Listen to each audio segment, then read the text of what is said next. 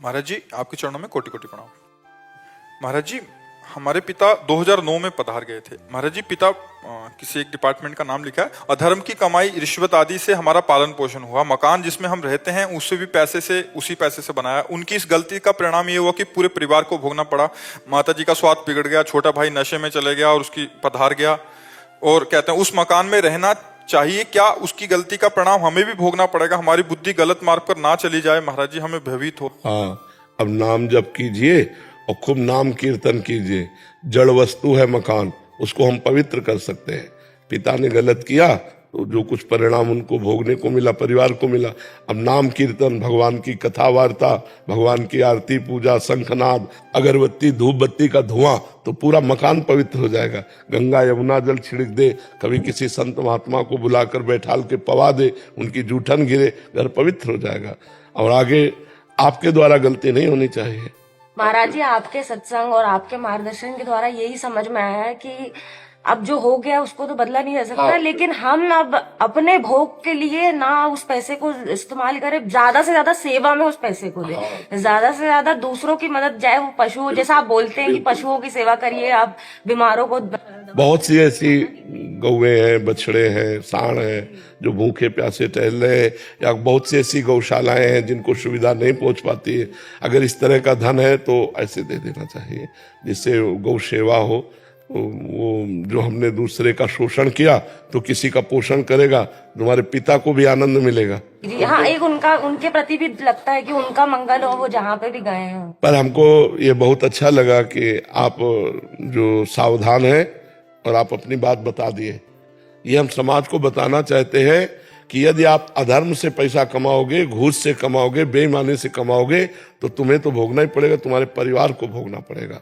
हाँ बिल्कुल, इसलिए भले 100 रुपया कमाओ, मूंग की दाल और रोटी खाओ, साइकिल से चलो, लेकिन तुम्हारा परिवार बहुत बढ़िया रहेगा।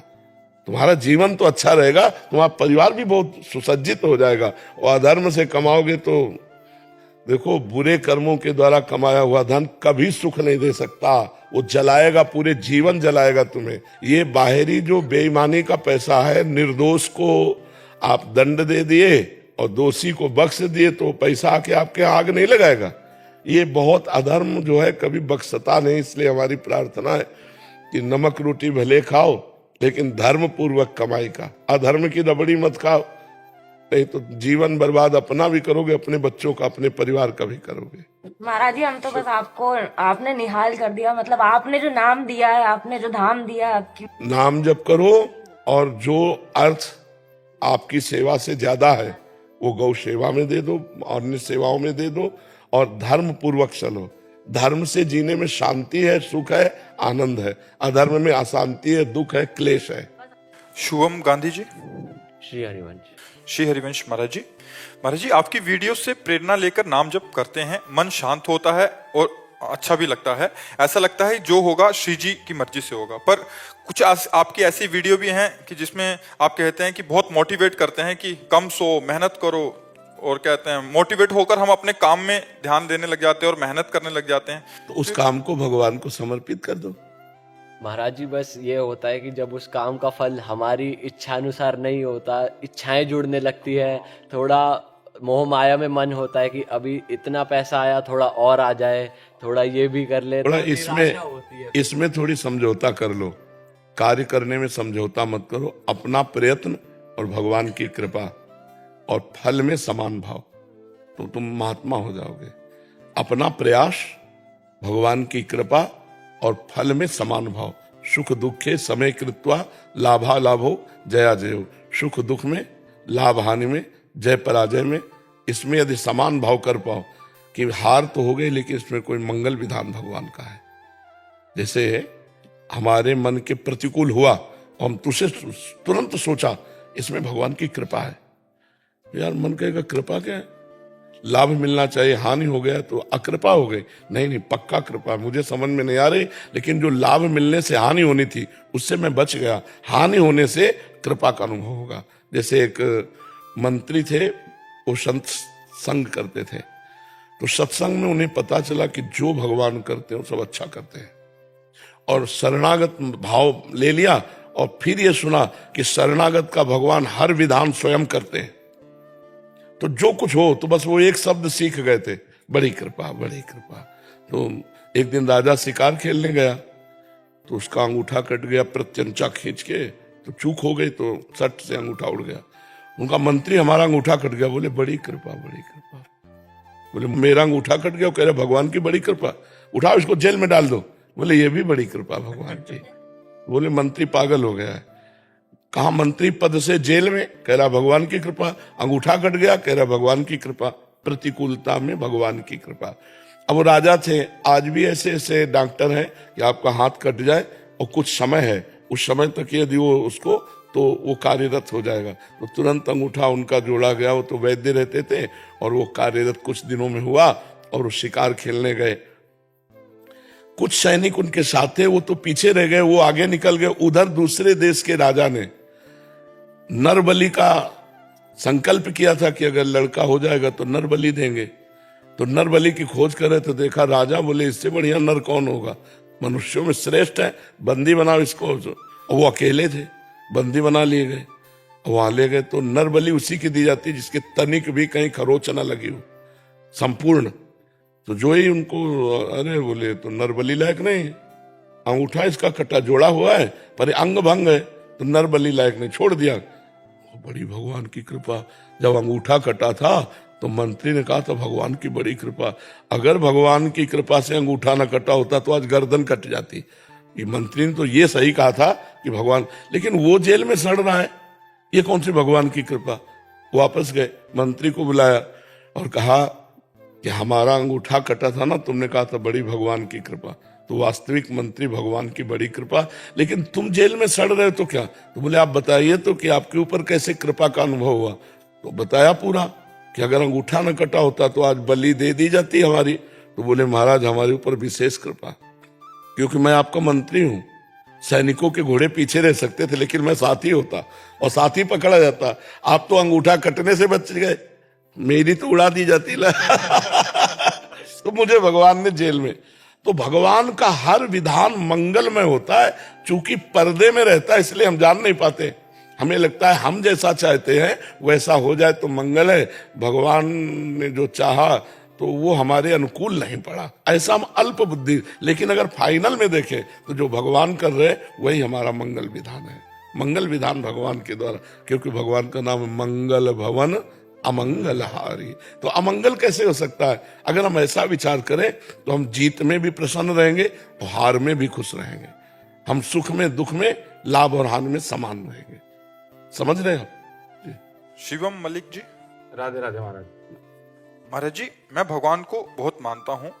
महाराज जी ये कह रहे हैं कि ये अलग अलग मंदिरों में, जैसे कभी नीम करोरी बाबा चले गए, कभी कहीं की तीर्थ में चले गए, तो क्या हर जगह जाना जरूरी है, सबको खुश करना जरूरी है, या जैसे हम ये कह रहे हैं कि एक एक डाल में पानी छिड़को, एक एक पत्ते में छिड़को और या मूल में दे दो, तो उत्तम कौन सा रहेगा। मूल में दे दो, क्योंकि उसमें डाल पत्ते में सब में पहुंच जाएगा। तो एक जगह कहीं मान करके कि मेरे भगवान है, मेरे परम ब्रह्म परमात्मा है, सब वही एक ही है। एको ब्रह्म द्वितीयो नास्ति, दूसरा है ही नहीं। तो किसी एक को पकड़ लो, एक है साधे सब सधे और सब साधे सब जाए।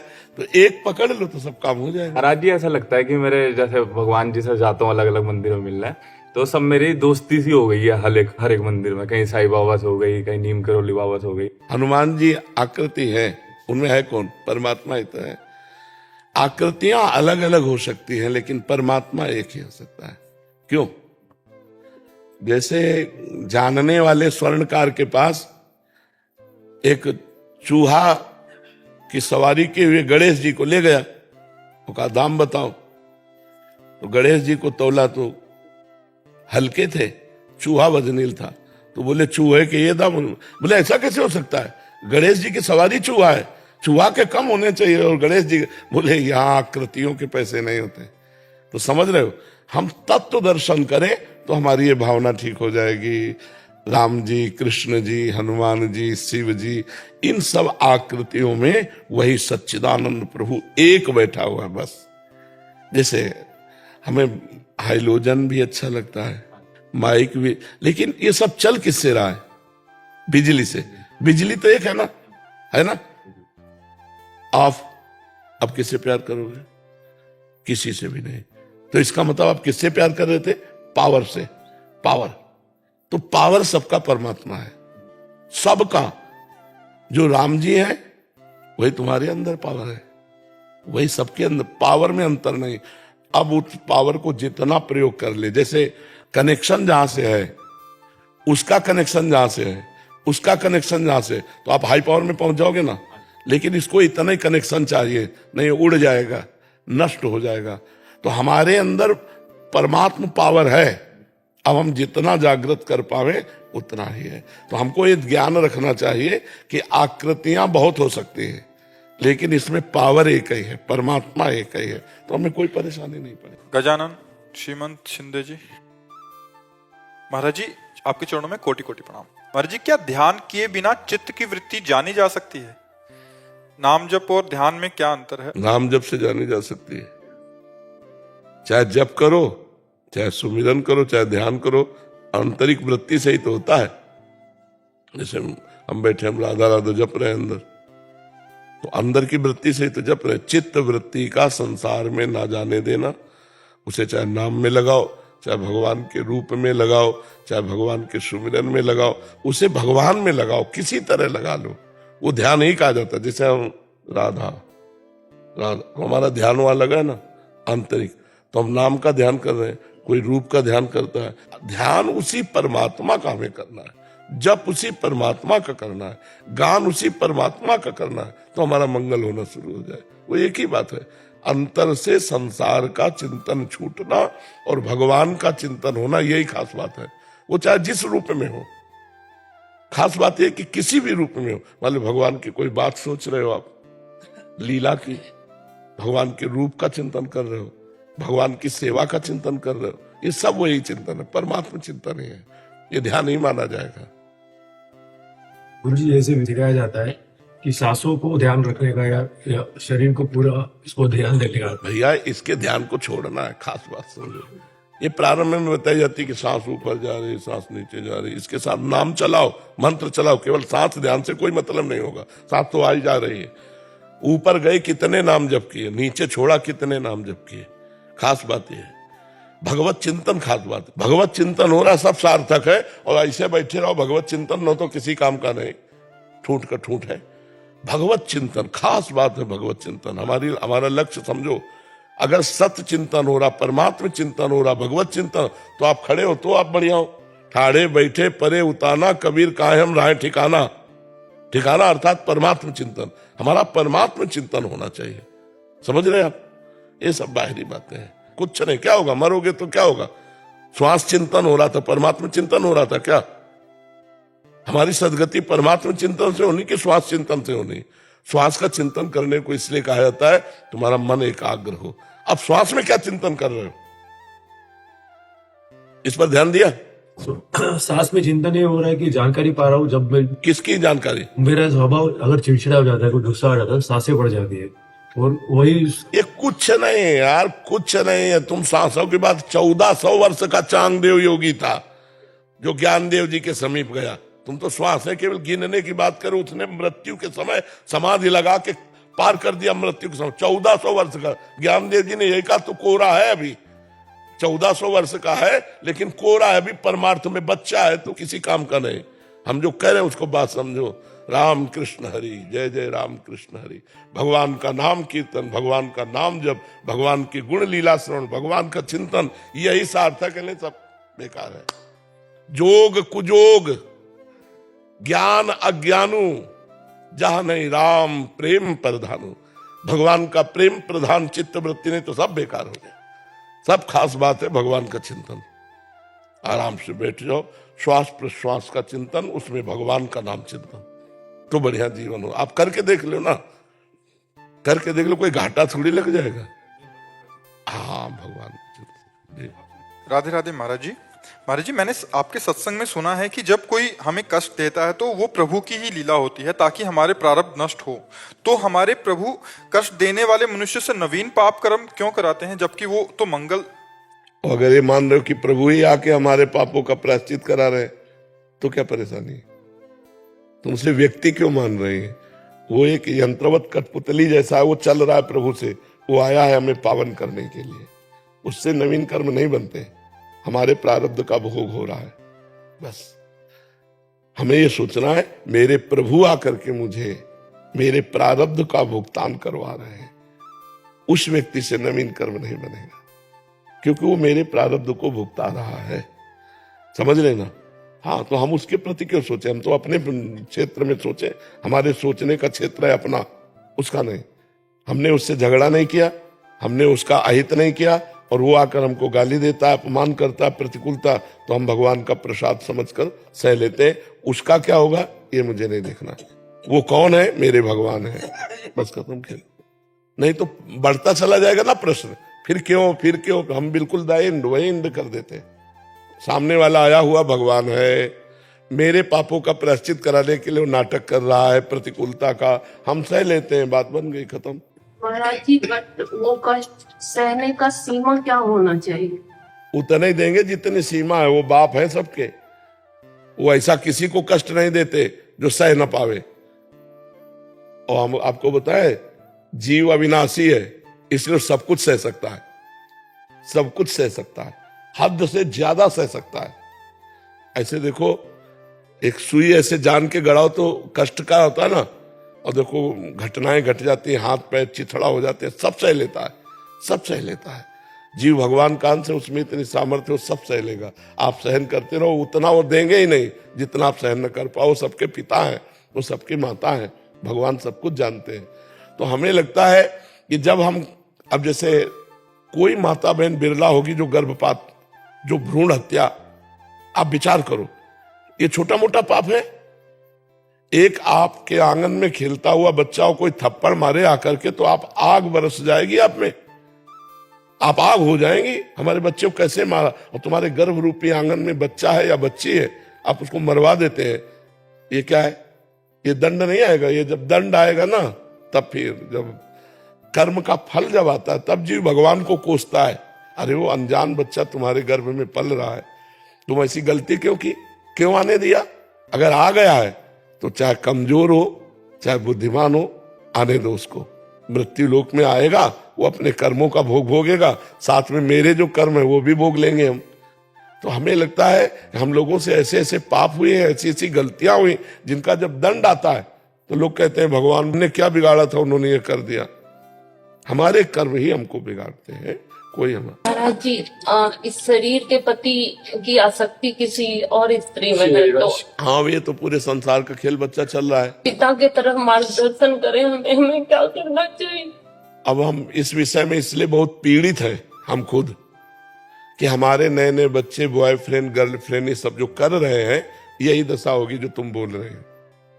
मान लो आप सात्विक हैं तो आप ऐसे नहीं, वो दूसरे रोता क्यों? Breakup boyfriend, breakup boyfriend, breakup girlfriend, breakup girlfriend, तो ब्रेकअप हस्बैंड दूसरे से। संसार का जो स्वरूप चल रहा है यही जो तुम रो के कह रहे हो, वही हम यहाँ उपदेश में कहते हैं कि ये बच्चों ऐसी गलती मत करो, क्योंकि तुम गृहस्थी को नाश कर दोगे। अब मान लो पति पत्नी प्यार से चले, कितना बढ़िया जीवन निर्वाह हो, अब वो दूसरे पे, तो तुम्हारी अगर पवित्र दृष्टि है तो तुम जलो बैठे बैठे, और अगर अपवित्र दृष्टि है तो तुम दूसरे को वरण कर लिया। तो बड़ी समस्याएं हैं बहन, ये जो आज हमारे समाज में फैल रहा है, girlfriend boyfriend live in relation, बहुत नरक है, और ये बहुत आगे चलकर यही गतियां लाने वाला है। ये जो आपकी गति है ना, यही लाने वाला। हमें लगता है भगवान का नाम स्मरण करो, भगवान का भरोसा रखो, और तुम पवित्र रहो, तुम इधर उधर दृष्टि मत डालना। भगवान जो जैसा कर्म करता है उसको भोग भोगना होता है। आप पवित्र रहो, नाम जप करो, भगवान सबका सहयोग करते हैं, भगवान सबको सहयोग करते हैं। आप भगवान का भरोसा रखो और आचरण अपने बिगाड़ना नहीं तो वो बिगड़ा तुम बिगड़े, फिर उसमें प्रश्न करने का मतलब क्या रहा, साधु समाज का मतलब क्या रहा। जी।